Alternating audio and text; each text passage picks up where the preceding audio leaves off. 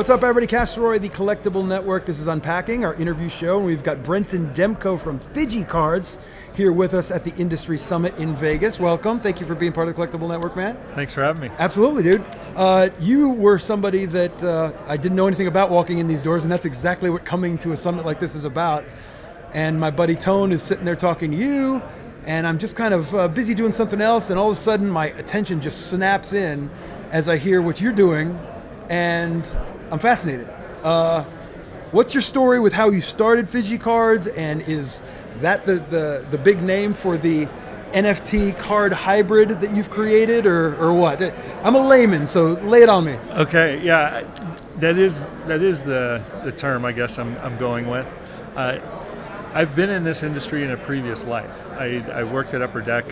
Seems like everybody's been through Upper Deck. I know, right? Yeah. A lot of alumni here.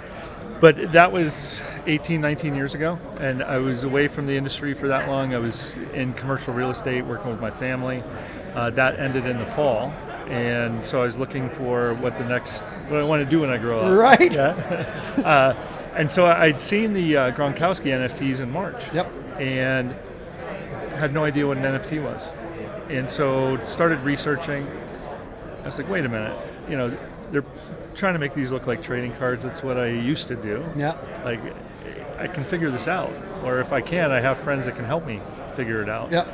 So I started going down the path, but the one thing that was just in my craw was this concept of just a digital collectible with nothing physical that you can hold on to. Yep. Because I'm an old school collector, right? Like a lot of people, absolutely, in my age demographic are, and so that was the driver to come up with this whole concept. Yeah. And so what we've done is we are going to create an NFT that looks exactly like a trading card, and then we are going to print that trading card. And when you win the auction for the NFT, that collector will actually receive the printed version of their NFT. All right. Now, the thing that will make that connection for the collector is we're embedding all of our cards, the physical card, with an NFC chip. It's a near-field communication chip. Okay. Same thing that drives Apple Pay or Google Pay on your phone. And so with your cell phone, you can scan our trading card, and on your browser, the blockchain information will come up on your phone to confirm that the physical card that you're holding is the matching one to the digital NFT. So it scratches both itches. If you're a digital, the newfangled guys that want the NFTs and whatever, you've got that, but also the tangible card in your hand. Right. Now, what was the thing you were talking about the art cards that are? It's kind of like an artist with an athlete with NFT? Yeah, so I'm an unlicensed company. Yep. And so we are going to art-based cards. And there's some other companies that are doing that very successfully now. And so we have essentially partnered with 4 artists. We have 4 different card designs, and they have done some, in my opinion, amazing artwork. Yeah. And so that'll be featured on our card.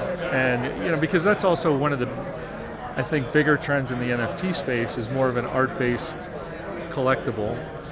Some of the digital art that's out there is really crazy these days. Yeah. But we really want to keep it to that trading card format because we want to sit in that sweet spot between that digital and physical. Sure. And so the Phygicard name came, there's a term out there now, it's been around for a couple of years, phygital, which is that intersection between, making that link between the physical and the digital to provide the customer with a more interactive, engaging experience. Yeah. And so that's how Phygicards came to be.